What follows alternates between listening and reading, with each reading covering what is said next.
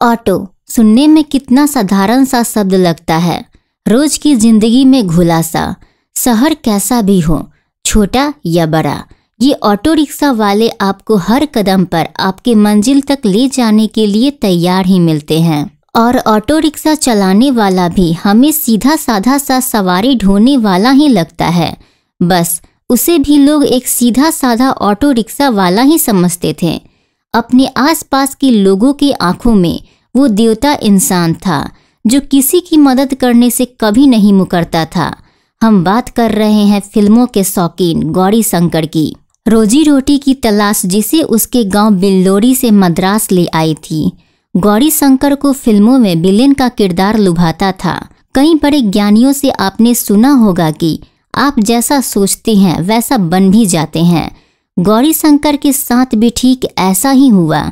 ऐसो आराम, पैसा, रुतबा और आवारगी की चाहत में उसे शराब, औरत और मौत का सौदागर बना दिया। और इन सब में उसका साथ दिया उसकी महबूबा ने, जो कोई और नहीं बल्कि उसकी ऑटो रिक्शा थी। अपने नाम के आगे बड़े प्यार से वो ऑटो लगाता और अपने लोगों में ऑटो रिक्शा के नाम से मशहूर था। उसे पता था उसका धंधा बस एक पैर पे टिक नहीं सकता था, इसलिए उसने अपनी पहुंच दूर दूर तक बना रखी थी। कई मंत्री और अधिकारी उसके साथ मिले हुए थे। दहशत इतनी थी कि उसके खिलाफ कोई आवाज उठाने वाला नहीं था, और एकाध अगर कोई हिम्मत दिखा भी देता तो शिकायत थाने तक तो पहुंच जाती, लेकिन पन्नों में दर्ज नहीं होती।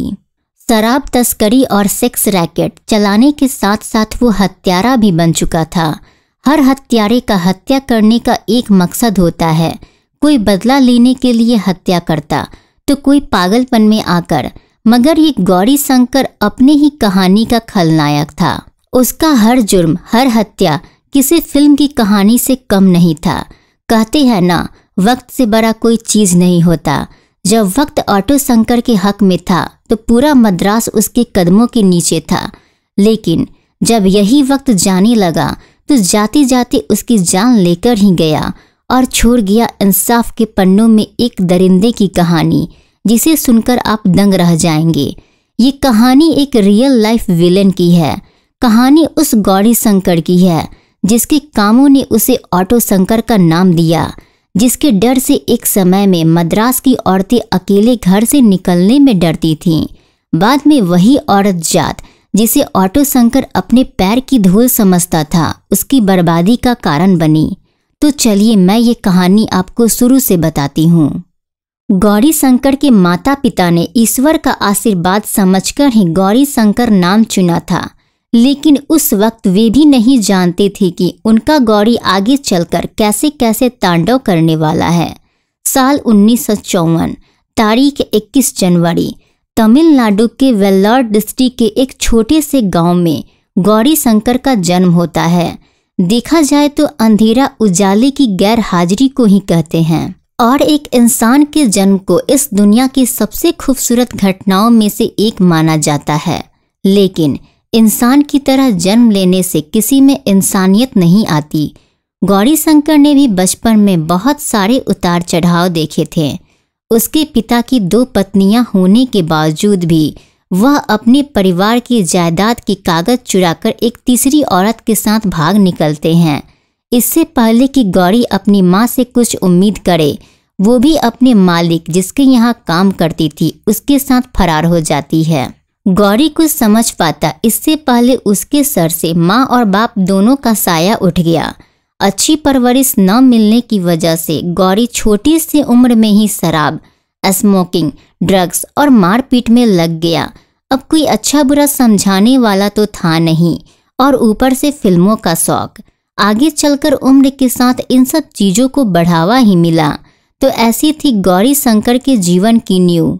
गौरी शंकर के बारे में ऐसा कहा जाता है, अगर उसे एक बेहतर परवरिश और अच्छा बचपन मिला होता तो शायद उसका अंजाम कुछ बेहतर हो सकता था। आपको क्या लगता है, बुराई इंसान के साथ ही जन्म लेती है या फिर इंसान के हालात उसे बुरा या अच्छा बना देते हैं? खैर, कहानी में आगे बढ़ते हैं। गौरी शंकर को बचपन से ही फिल्मों में विलेन का रोल पसंद आता, और ऐसा इसलिए क्योंकि अपने आसपास बस उसने ऐसे ही किरदारों को देखा था जो अपने ताकत और रुतबे के दम पे गलत को भी सही ठहरा देते थे। पैसा, पावर, रुतबा, ये सब गौरी शंकर को अपनी तरफ खींचता था। गौरी अपने हालातों को फिल्म के विलेन के हालातों से जुड़ा हुआ पाता था। रूखे सूखे खराब बचपन, मारपीट से लड़ते लड़ते गौरी ने गलत राह चुन लिया और बन गया असल जिंदगी का विलेन। समय के साथ गौरी का बचपन तो चला गया, लेकिन उस बचपन की बुरी यादें और उस दलदल से निकलने की आशा अभी भी गौरी के मन में थी। तभी पैसा कमाने का लगन उसे मद्रास ले आई। 1974 की गर्मी में गौरी अपने भाई मोहन और साले के साथ मद्रास आता है और ये नया शहर गौरी शंकर को नए नए सपने दिखा रहा था और गौरी भी मद्रास अपने सपनों को ही जीने के लिए आया था। यही सोचकर उसने शुरुआत में बेरियार नगर में एक पेंटर की नौकरी कर ली। तनख्वाह तो ज़्यादा नहीं थी, लेकिन एक उम्मीद थी कि कल बेहतर होगा। गौरी मद्रास शहर में एक आम इंसान की ही जिंदगी जीने आया था, लेकिन उसका किस्मत जो उसका साथ छोड़ने को तैयार नहीं थी। गरीबी, भूखमरी और दुख से भरे हुए हालात जिसमें शंकर ठीक से अपने परिवार को 2 वक्त की रोटी नहीं दे पाता था। एक दिन उसका परिवार भूख से तड़प रहा था। जेब में फूटी कौड़ी भी नहीं थी। अब गांव जाने का वक्त आ गया था। तभी ऐसे हालात में गौरी का एक दुकानदार से झगड़ा हो जाता है। पैसे न होने की वजह से गौरी एक दुकानदार से चावल उधार मांगता है, लेकिन दुकानदार देने से मना कर देता है। उसने केवल मना ही नहीं किया, बल्कि पुलिस को बुलाकर शंकर को पिटवाया और उसे नीचा दिखाने की भी कोशिश की। गौरी पहले से ही अपने हालातों से परेशान था और ये सब होने की वजह से गौरी शंकर और आग बबूला हो गया और उसका सारा गुस्सा दुकानदार पे फूट गया। उसने दुकानदार से बदला लेने की ठानी। वह दुकान में जाकर तोड़फोड़ करने लगा। जब दुकान वाला आया तो गौरी शंकर ने उसे भी पीटा। एक बार गौरी से पिटने के बाद दुकानदार डर गया था। उसने बात को बढ़ाने से अच्छा वहीं खत्म कर देना अच्छा समझा। उसने ना तो शंकर की शिकायत थाने में जाकर की और ना ही उसे उकसाने की कोशिश की। ऐसे में बात वहीं के वहीं ठंडी पड़ गई। लेकिन उस दिन पहली बार शंकर को अपने अंदर छुपा बैठा शैतान नजर आया। गौरी शंकर को गलत रास्ते पे ले जाने का श्रेय इस हालात का रहा। गौरी के लिए तो इसी बदलाव के दम पर उसके घर का चूल्हा जलने वाला था। गौरी को समझ आ गया था कि यहाँ लोग प्यार और दया के आगे नहीं, डर और ताकत के आगे झुकते हैं। बस उसने भी अपना रास्ता चुन लिया, ऐसा रास्ता जो उसके अंदर ताकत और लोगों के अंदर उस ताकत के डर को पैदा करने वाला था। ऐसा रास्ता जिस पर अगर कोई एक बार चल दे तो पलट कर नहीं देखता। इधर 80 के दशक का शुरुआती दौर चल रहा था और उधर आ रहा था शंकर के जीवन में खतरनाक मोड़। तमिलनाडु में उस समय सरकार शराबबंदी का ऐलान कर देती है। इसमें मजे की बात ये थी कि शराबबंदी सरकार की ओर से केवल शराब बेचने वालों पे लगी थी। पीने वालों का सिलसिला तो बिना रुके चलता रहा और जब पीने वाले ही राजी थे तो शराब बेचने वाले भी अवैध शराब की तस्करी करना शुरू कर देते हैं और शंकर के साथी शराब की तस्करी में उतरकर रातों रात मुनाफा कमा रहे थे और कहीं न कहीं शंकर भी इस धंधे में उतरना चाहता था। लेकिन जब सरकार ने तमिलनाडु में शराब बंद की तो इसके पीछे सरकार की अच्छी सोच ही थी, मगर इसका स्वागत मद्रास के लोगों ने नारेबाजी और धरना प्रदर्शन से किया। वहीं दूसरी तरफ मद्रास की महिलाएं इस पक्ष में खड़ी थीं, मगर धीरे धीरे सरकार को लगने लगा कहीं इस फैसले के कारण कहीं उनकी सरकार न गिर जाए और इस डर से उन्होंने शराबबंदी वापस ले ली। लेकिन अभी माहौल में सुकून नहीं था। अब तमिलनाडु की महिलाएं इस फैसले का विरोध कर रही थीं। उनका कहना था शराबबंदी के कारण बड़ी मुश्किल से उनके पति शराब की लत छोड़ने की कोशिश कर रहे थे और तभी सरकार ने शराबबंदी वापस ले ली। इसे सोच विचार कर तमिलनाडु सरकार ने फिर से एक बार शराबबंदी का ऐलान कर दिया। लेकिन सरकार ये नहीं सोच पा रही थी कि इन सब का मुनाफा शराब की अवैध रूप से तस्करी करने वालों को हो रहा होगा और इन सब पर नजर थी गौरी शंकर की। उसने पेंटिंग का काम छोड़ दिया और शराब के तस्करी में आने का तरीका ढूंढने लगा। आज का चेन्नई और उन दिनों के मद्रास में जमीन आसमान का फर्क है।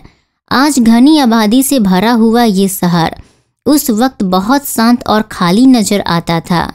शंकर जैसे लोग यहाँ पे काम की तलाश में आते जा रहे थे और धीरे धीरे ये शहर बसता चला जा रहा था। शहर के बाहरी इलाकों में बसा पेरियार नगर, जिस पर पुलिस का कंट्रोल नहीं था, और इस इलाके में अनगिनत तार के पेड़ लगे हुए थे जिनके बारे में ये कहा जाता है तार ज्यादा है या रेत पता लगाना मुश्किल है। तार के पत्तों से कच्ची शराब बनाई जाती थी और पीने वालों के लिए भी एक सस्ता और सुंदर बंदोबस्त हो चुका था। धीरे धीरे वहाँ के गांव अवैध शराब के प्रमुख अड्डे बन गए। बस एक ही चीज अड़चन बन रही थी, वो थी सप्लाई। गौरी शंकर का दिमाग चारों ओर दौड़ने लगा। उसे किसी ऐसे साधन की तलाश थी जो कि सरेआम सबको नजर तो आए मगर किसी के नजर में ना आए। और फिर उसे मिला auto rickshaw. Gauri auto rickshaw चलाने लगा और साथ साथ शराब की तस्करी करने लगा।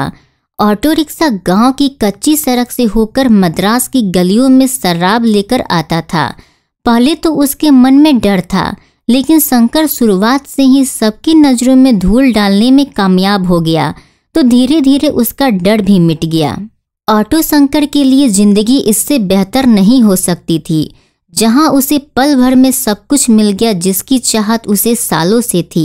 इसी वक्त उसकी शादी जगदीश्वरी नाम की एक औरत से होती है। जगदीश्वरी शंकर के पावर, रुतबे और गुंडागर्दी से बहुत खुश थी, लेकिन इस खुशी का लालच आगे चलकर उसे बहुत महंगा पड़ने वाला था। तमिलनाडु सरकार में उथल पुथल अभी भी शांत नहीं हुई थी।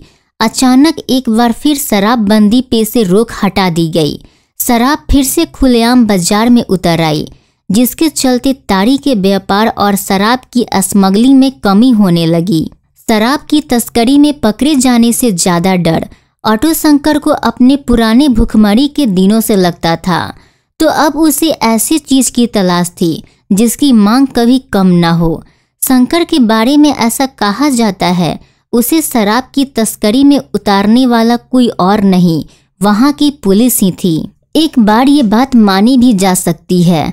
शराब तस्करी के बाद एक एक करके जिस तरीके से अंडरवर्ल्ड को अपना खेल का मैदान समझकर वह उतरता चला गया, इससे पता चलता है कि वो सिर्फ किसी के इशारों पे चलने वाला गुलाम नहीं था। वह अपने आप में बहुत बड़ा मास्टरमाइंड था, लेकिन उसके इस गलत रास्ते में उस वक्त के हालात, वहां की पुलिस और स्थानीय नेता ने उसे और बढ़ावा दिया, जिसके चलते एक भूखा नंगा इंसान एक दरिंदे में बदल गया। पहले मोहन शराब की तस्करी दूसरे लोगों के लिए करता था, लेकिन कुछ समय बाद उसने अपने भाई मोहन और साले और कुछ दोस्तों के साथ मिलकर अपना ही गैंग बना ली, जिसमें इन्होंने साथ मिलकर खूब पैसा कमाया। फिर शराब की तस्करी जैसे ही कम पड़ी, शंकर ने तस्करी की दूसरी राह चुन ली।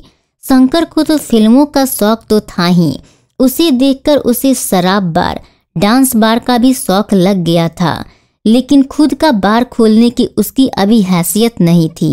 शराब की तस्करी करते वक्त शंकर की नज़र क्राइम से जुड़े हर कोने पे थी, जिनमें से एक था शरीर व्यापार। उस समय कई ऐसी लड़कियां थीं जिनके माँ बाप दहेज के डर से उन्हें बेच दिया करते थे, और कुछ लड़कियां जो गांव से नौकरी या पढ़ाई की तलाश में आती थीं, उन्हें शहर आने के लिए तटीय इलाकों को पार करना पड़ता था, जिसके लिए सबसे सस्ता और अच्छा ऑप्शन था ऑटो रिक्शा। और इन लड़कियों को शहर छोड़ने के बहाने अगवा कर लिया जाता था और फिर इनसे धंधा करवाया जाता था। ऑटो शंकर ने एलपी रोड और पेरियार नगर में 2 बड़े बड़े लॉज बनवाए थे, जिसमें वह सेक्स रैकेट चलाता था। देखते ही देखते महाबलीपुरम इस शरीर व्यापार का अड्डा बन गया था। लेकिन ये सब करते हुए शंकर को समझ आ रहा था शराब से ज्यादा मुनाफा औरत के धंधे में है और इसमें पकड़े जाने का भी खतरा कम है। और धीरे धीरे शंकर ने सेक्स रैकेट को ही अपना मेन धंधा बना लिया और सेक्स रैकेट का दलाल बन गया। लेकिन इन सभी घिनौनी हरकतों के बावजूद भी वह पेरियार के लोगों में वो देवता इंसान था जो सबकी मदद करता। यहाँ तक कि तमिलनाडु के कई हिस्सों में उसने दान करके कई मंदिर बनवाए थे। एक तरफ लड़कियों की जिंदगी बर्बाद करके पाप कमाता था, दूसरी तरफ भला बनने के लिए दिखावे के लिए दान भी करता था। धीरे धीरे इसकी पहचान बड़े बड़े पुलिस ऑफिसर, मंत्रियों तक से हो गई और कुछ जाने माने नेता और अधिकारी उसका ग्राहक बनने लगे। धीरे धीरे उसे अधिकारियों के राज पता चलने लगे और वह उनकी कमजोरियों का फायदा उठाने लगा था। शंकर के सारे कारनामे पुलिस वालों के सामने थे, मगर कुछ गिने चुने पुलिस वालों के सिवा कोई भी उसके खिलाफ जाने की हिम्मत नहीं कर सकता था। देखते ही देखते शंकर का कोठा उसके हरम में बदल गया। वहां की हर खूबसूरत लड़की पर बस उसका हक होता था। शंकर की 6 बीबियां थीं। शंकर की सबसे आखिरी पत्नी ही उसका पहला शिकार बनी थी। शंकर के पास अब पैसा, रुतबा, सब कुछ था और ये सुकून की जिंदगी उसे भा नहीं रही थी। अपनी एक जैसी चल रही जिंदगी से वो उबने लगा था और एक एक करके अपनी पत्नी को परेशान करने लगा। किसी के शरीर पे जलते हुए सिगरेट का निशान बना देता, किसी के जिस्म पे अपना नाम का मोहर लगा देता और जैसे जैसे वो दर्द से चीखती शंकर को उतना ही मजा आता। तभी शंकर को एक क्लब के बाहर एक लड़की दिखती है जिसका नाम ललिता रहता है। शंकर को ललिता से प्यार हो जाता है। ललिता भी उससे प्यार करने लगी थी, लेकिन ललिता को पता था उसका भी हाल शंकर के उन बीवियों जैसा ही होगा, क्योंकि एक बार अगर शंकर का मन भर जाएगा तो उसे वह पैरों के ठोकर में उड़ा देगा। पर वह ऐसा नहीं चाहती थी, इसलिए वह शंकर के ही एक आदमी सुतलाई, जो कि उसे पसंद करता था, वह सुतलाई के साथ भाग जाती है। तभी ये बात शंकर को पता चलती है और ये बात शंकर बर्दाश्त नहीं कर पा रहा था और इस तरह ऑटो शंकर निकल पड़ा अपने पहले शिकार पर। और कुछ ही समय में शंकर दोनों को पकड़ लेता है और सुतलाई को पुलिस अपने साथ ले जाती है और इधर ललिता को शंकर अपने साथ लेकर अपने अड्डे पर आता है। उसके बाद वह ललिता पे अपनी सारी मर्दानगी दिखाता है और वह ललिता को तरपा तरपा कर मार देता है। शंकर उस समय समझ नहीं पाया कि ललिता अपनी आंखों में उसी के आने वाला मौत का तस्वीर दिखा रही थी, जो कि अब ज्यादा दूर नहीं थी। उसके बाद शंकर और उसका भाई ललिता की लाश को दफना देते हैं और वो काली रात ललिता के मौत का राज लेकर चुपचाप सो गई। अगली सुबह सब कुछ पहले जैसा नॉर्मल हो गया और इधर सुतलाई जेल से छूट चुका था। वो आते ही ललिता की खोज में लग गया। सुतलाई को शक था कहीं ललिता शंकर से वापस तो नहीं जा मिली और इधर शंकर भी सुतलाई को ढूंढ रहा था। बदले की आग दोनों तरफ बराबर थी। शंकर तो ऐसा सियार बन चुका था जिसकी जुबान पे इंसानी खून लग चुका था। अब उसे अपने से बड़ा और कुछ नजर ही नहीं आता था। हम इंसानों की एक फितरत होती है, हम एक जैसी चीज़ों से बड़ी जल्दी बोर हो जाते हैं और हमेशा कुछ न कुछ नया और एक्साइटमेंट से भरा हुआ ढूंढते रहते हैं। शंकर के साथ भी बिल्कुल वैसा ही हो रहा था। जुर्म की दुनिया में वो इतना अंदर धंस चुका था कि खून करना भी उसके लिए बड़ी बात नहीं थी। तभी शंकर का एक आदमी अपनी बातों में फंसाकर सुतलाई को शंकर के अड्डे पर लेकर आता है। वहां सब मिलकर साथ में शराब पीते हैं। तभी बातों ही बातों में शंकर ने ललिता का जिक्र छेड़ दिया और सुतलाई से वो सब कुछ पूछ लिया जो सुतलाई ने ललिता के साथ किया था। अब रात बढ़ती जा रही थी। तभी शंकर और उसके दोस्तों ने मिलकर सुतलाई का भी गला घोट दिया और तड़प तड़प कर सुतलाई की मौत हो गई और पेट्रोल छिटकर सुतलाई को जला दिया, ठीक उसी अंदाज में जैसा फिल्म का विलेन करते हैं। शंकर ने तो दोनों बदले पूरे कर लिए, लेकिन शंकर अब बेचैन रहने लगा। दिन रात उसके सर पे खून सवार रहता। शंकर के हाथों हुए मर्डर को किसी को कानो कान खबर नहीं थी। तभी 2 दिन बाद ही सुतलाई का एक आदमी शंकर के पास सुतलाई के बारे में पूछने के लिए आता और सुतलाई के उस आदमी को शक था जरूर शंकर ने ललिता और सुतलाई को मार डाला होगा। तो शंकर उसे भी बड़ी चालाकी से अपनी बातों में फंसाया, फिर शराब पिलाया। उसके बाद सुतलाई के उस आदमी को भी शंकर और उसके दोस्त बेहरामी से मार डालें। शंकर रात में जो कारनामे करता उसकी भनक अगली सुबह किसी को नहीं लगती। इस सब को देखते हुए शंकर का साला बहुत घबरा रहा था, क्योंकि उसे डर था कि ऐसा कब तक चलेगा और ऐसे कब तक सबको मारते रहेंगे। अगर कल को कोई और ढूंढने आता है किसी को तो क्या हम उसे भी मार डालेंगे। ये बात सबके दिमाग में धर कर गई थी। शंकर भी अपने दिमाग के घोड़े दौड़ाने लगा। जहां उसे ये मर्डर बंद कर देना चाहिए वहीं वो अपना धंधा और पहुंच बढ़ाते जा रहा था। उसे इस बात की बहुत गर्मी थी कि अगर उसे कुछ हो भी जाए तो उसके सर पे हाथ रखने वाले उसे जरूर बचा लेंगे। शंकर की जिंदगी में जब ये उतार चढ़ाव चल रहे थे उसी वक्त मद्रास में 9 परिवार की लड़कियों की गायब होने की एक साथ रिपोर्ट दर्ज की जाती है। पीड़ित के परिवार वाले पुलिस पे दबाव डाल रहे थे तो फिर इन्वेस्टिगेशन शुरू कर दी गई। इसी दौरान संपत, जिसे शंकर ने मारा था, उसकी पत्नी विजया माइलापुर पुलिस स्टेशन में अपने पति की गुमशुदगी का रिपोर्ट दर्ज करवाती है।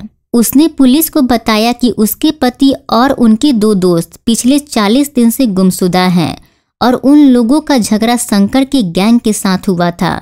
तो पुलिस ने सेक्शन 75 के तहत ऑटो शंकर को गिरफ्तार तो किया, पर एक झूठी पूछताछ के बाद उसे जमानत दे दी। तभी विजया ये बात अपने पड़ोसी, जो कि जर्नलिस्ट रहता है, उसे बताती है।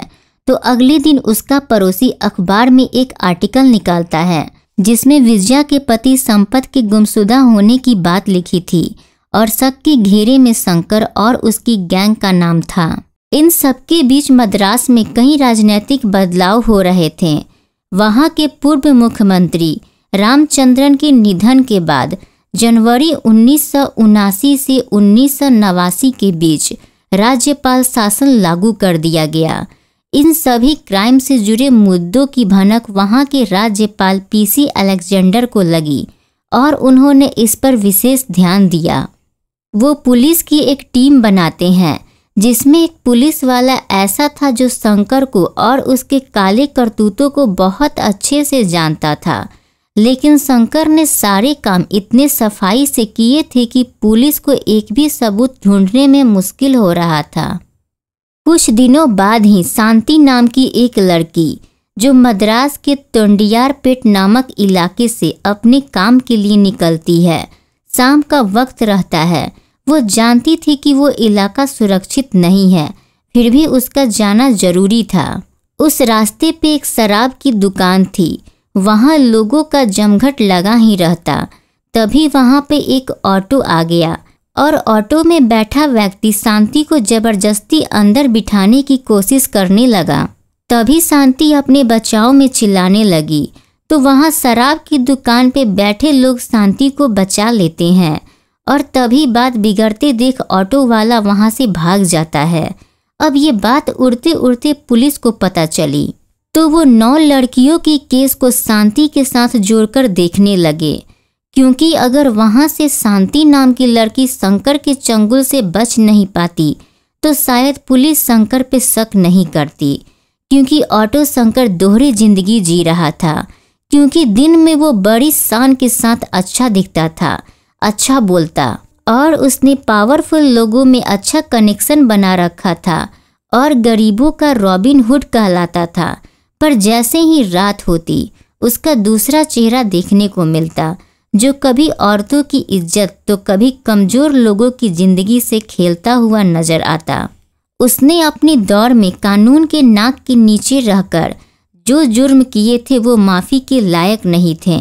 जिस औरत जात को शंकर अपने पैरों की धूल समझकर ठोकर में उड़ा रहा था, अब वही धूल उसकी आंखों में जा लगने वाली थी और शंकर की जिंदगी हमेशा के लिए अंधेरा करने वाली थी। ऑटो शंकर नाम के खूनी दरिंदे की हकीकत मद्रास के सामने तब खुली जब एक दिन अखबार के फ्रंट पेज पर बड़े बड़े अक्षरों में ऑटो शंकर का नाम छपा। उसके ऊपर 9 लड़कियों को अगवा करने और 3 लोगों का मर्डर करने का इल्जाम था। तो उसे गिरफ्तार करने के लिए जब पुलिस आई तब वो अपनी पत्नी और बच्चे के साथ बेरियार नगर में बने घर में रहता था। शंकर और उसकी गैंग पे पुलिस की नज़र जारी थी और आखिर में शंकर को गिरफ्तार कर लिया गया। और शंकर के घर की तलाशी में पुलिस के हाथ एक डायरी लगती है जिसमें कई नेता, पुलिस ऑफिसर और बॉलीवुड स्टार के नाम थे और उनके साथ ऑटो शंकर की फोटो भी थी, क्योंकि शंकर इन लोगों को लड़कियां सप्लाई करता था और लेन देन की बात भी साफ साफ लिखा था। ये डायरी जैसे ही पुलिस के हाथ लगी, पॉलिटिक्स और प्रशासन दोनों की कुर्सियां हिलने लगी। एक एक करके सभी बड़े नाम बाहर आने लगे। कुछ नेता तो अपनी पावर का यूज करके बच गए, लेकिन कुछ पुलिस वालों को तुरंत सस्पेंड कर दिया गया। शंकर और उसके साथियों से लगातार पूछताछ की जा रही थी, लेकिन शंकर टस से मस होने को तैयार नहीं था, क्योंकि उसने तो अपनी पहुंच बहुत ऊपर तक बना रखी थी, लेकिन उसकी मदद करने कोई नहीं आया। इधर पुलिस शंकर के साले को सरकारी गवाह बनने के लिए मजबूर कर रही थी और आखिरकार शंकर कमजोर पड़कर सारे जुर्म कबूल कर लिए और उसके साले ने भी सारी पोल खोल दी। लेकिन शंकर अब भी सजा के लिए तैयार नहीं था।